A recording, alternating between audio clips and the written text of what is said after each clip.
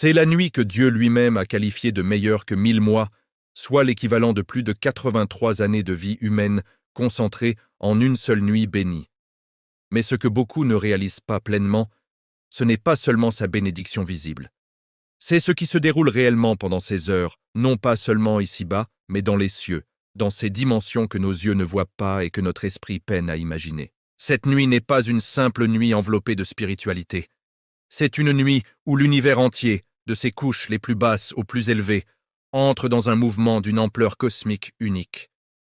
Pour saisir la profondeur de Laylat al-Qadr, il faut repartir des bases de ce que l'islam nous enseigne sur l'univers et son fonctionnement invisible. L'islam ne nous décrit pas un cosmos vide et silencieux entre la terre et le ciel. Au contraire, un univers vivant, peuplé, organisé, traversé en permanence par des forces invisibles qui influencent notre monde d'une manière que nous percevons rarement. Dieu a révélé au prophète Muhammad une sourate entière dédiée à cette nuit. Une sourate courte en apparence, mais d'une densité immense. Nous l'avons fait descendre durant la nuit du destin, et qui te fera comprendre ce qu'est la nuit du destin? La nuit du destin est meilleure que 1000 mois. Durant celle-ci descendent les anges et l'esprit avec la permission de leur Seigneur pour tout ordre. Elle est paix jusqu'à l'apparition de l'aube. Sourate al-Qadr. Chaque mot est une porte ouverte sur un monde immense. Explorons-le ensemble. D'abord, qu'est-ce que la nuit dans la vision coranique?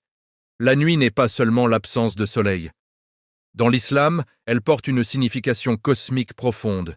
C'est pendant la nuit que le Coran a été révélé. C'est pendant la nuit que le prophète a accompli l'Isra wal-Miraj, traversant les cieux jusqu'à une proximité avec Dieu que nul humain n'a atteinte. C'est la nuit que les prophètes se levaient pour prier pendant que le monde dormait. La nuit est le moment où le voile entre visible et invisible s'amincit, où l'âme se rapproche le plus de son Créateur, où la prière s'élève autrement. Et parmi toutes les nuits, Laylat al-Qadr est la plus sublime, la plus dense, la reine des nuits. Qui la remplit? Qui la traverse? Les anges, ces êtres créés de lumière, non pas la lumière physique que nous connaissons, mais une lumière qui constitue leur essence même. Des êtres d'obéissance parfaite, ils ne désobéissent jamais à ce que Dieu leur commande et exécutent ce qui leur est ordonné. Pas d'hésitation, pas de résistance. Quand Dieu dit « descends », ils descendent. Leur volonté est entièrement fondue dans la volonté divine. Ils sont les instruments parfaits de l'ordre cosmique, et leur nombre dépasse toute imagination humaine. Le prophète, lors du Miraj, a vu Al-Bayt al-Mamour, la maison peuplée, Kaaba céleste dans le 7e ciel, juste au-dessus de la Kaaba terrestre. Il a rapporté que chaque jour, 70 000 anges y entrent pour prier et accomplir le tawaf, puis en sortent et n'y reviennent jamais. Une file infinie attend. Ceux qui entrent aujourd'hui ne reviendront jamais, d'autres les remplacent de demain, et ainsi de suite jusqu'au jour du jugement. 70 000 par jour depuis la création. Des centaines de milliards d'anges ont déjà adoré là-haut, et le flux ne s'arrête jamais. Et cela pour un seul lieu dans les cieux. Imaginez alors l'immensité totale du monde angélique dans les 7 cieux. Le prophète a dit que les anges présents sur terre durant Laylat al-Qadr sont plus nombreux que les cailloux sur la surface de la terre. Pas les étoiles, pas les grains de sable, les cailloux. Chaque pierre, chaque gravillon sur la planète entière, c'est le minimum imaginable. Le langage humain s'arrête là. Que se passe-t-il quand cette nuit commence? Les cieux sont 7, superposés, chacun immensément plus vaste que le précédent, jusqu'au trône divin qui les englobe tous. Quand Laylat al-Qadr arrive, un mouvement sans équivalent s'enclenche. Tanzil, la descente, non pas unique mais continue, vague après vague. Du 7e ciel au 1er, puis jusqu'à la terre, des armées d'anges se mettent en mouvement sur ordre divin.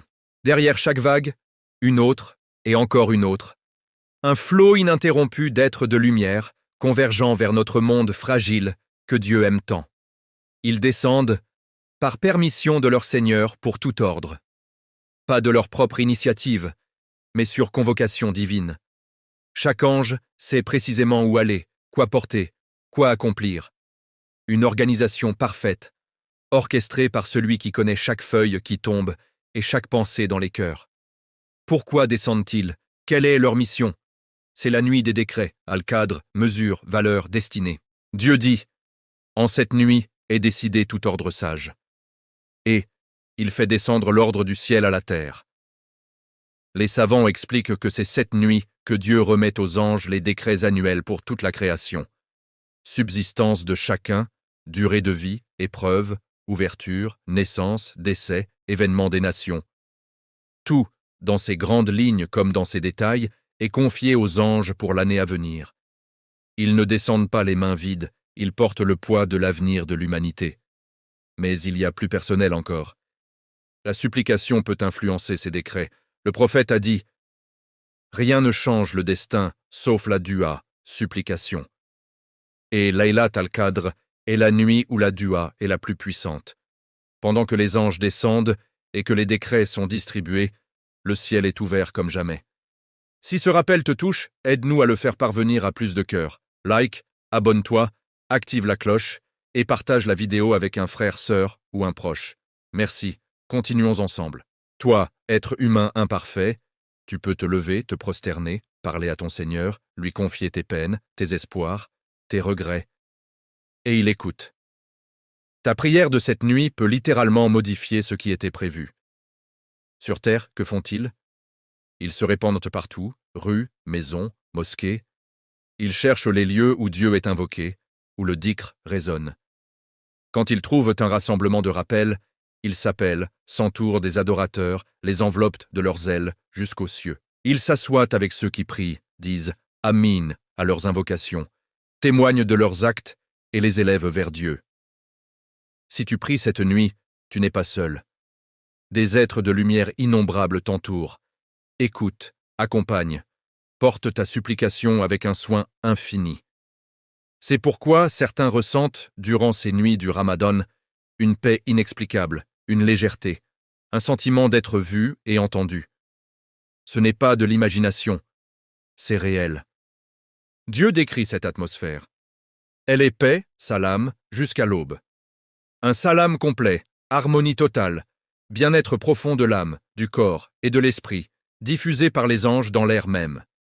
Et l'esprit? Le Coran dit « Les anges et l'esprit descendent ». L'esprit, mentionné à part, est Jibril alayhi salam, le plus noble des anges, celui de la révélation. Lors du mirage, le prophète l'a vu dans sa forme réelle. Ses ailes couvrirent l'horizon entier. Celui-là même descend cette nuit, honorant la terre par sa présence. Au fil des heures, l'intensité augmente. Les vagues continuent, les cœurs sincères ressentent une chaleur intérieure, un élan pour prier, des larmes spontanées, une douceur dans la dua, signe subtil de cette présence angélique et de cette miséricorde qui se déverse. Ce qui rend cette nuit bouleversante, une seule prière sincère peut changer le cours de ta vie. Une épreuve peut être levée. Une porte peut s'ouvrir.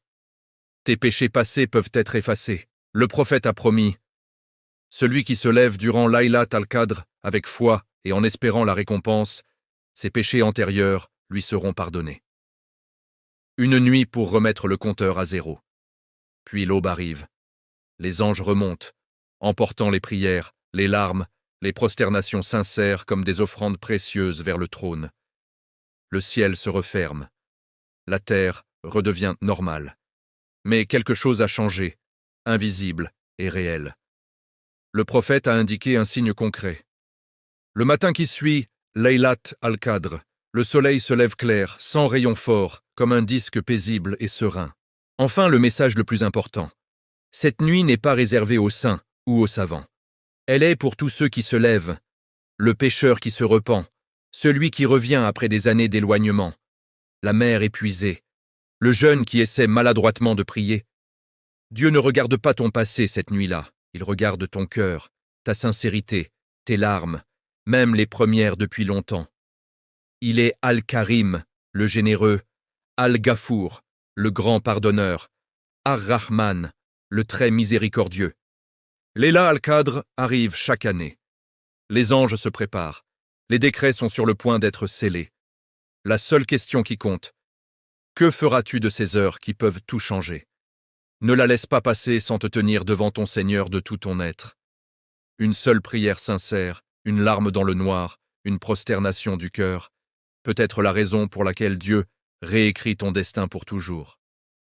Parmi les moments les plus précieux de Laylat al-Qadr, il y a ce que les savants appellent le dernier tiers de la nuit. C'est là que la descente des anges atteint souvent son paroxysme et que la miséricorde divine se fait encore plus proche.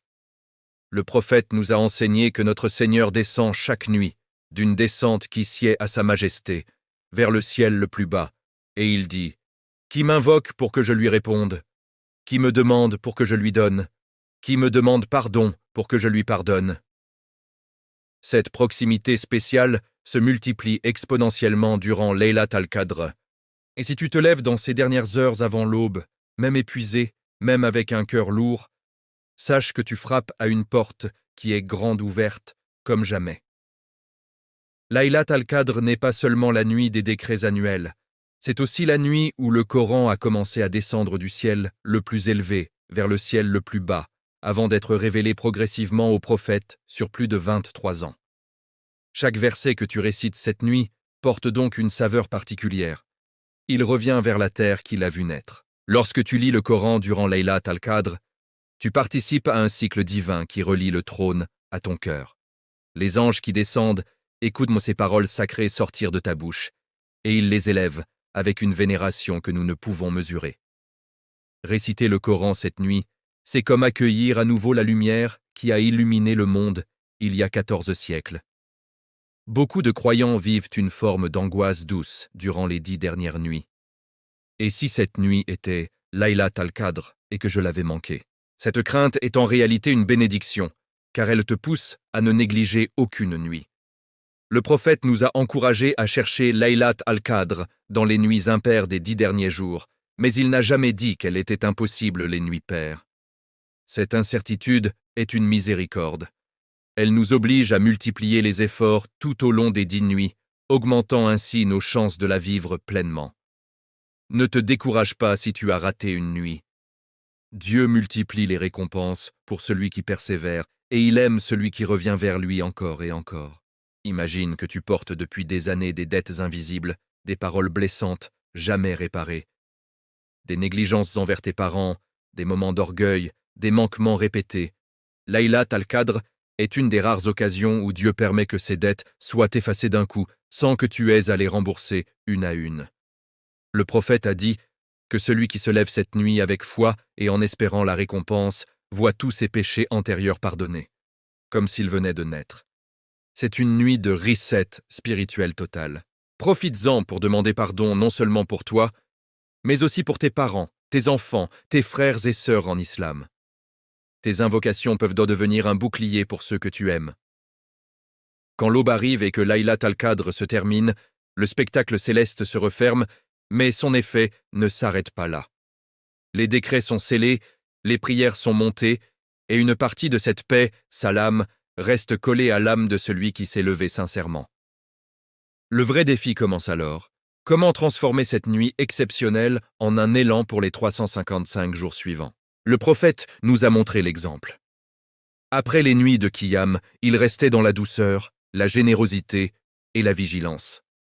Que cette Laylat al-Qadr ne soit pas seulement un sommet que tu atteins une fois par an, mais le début d'un nouveau chapitre où tu marches plus près de Dieu, plus attentif à ses signes, plus doux avec ses serviteurs. Car la meilleure preuve que tu as vécu Laylat al-Qadr, c'est le changement que les gens voient en toi après. Avant de partir, like si tu comptes te lever pour Laylat al-Qadr, abonne-toi et active la cloche pour ne rien rater, et partage cette vidéo. Ton clic peut changer la nuit de quelqu'un. Qu'Allah accepte nos efforts. Amin. À bientôt, Inch'Allah.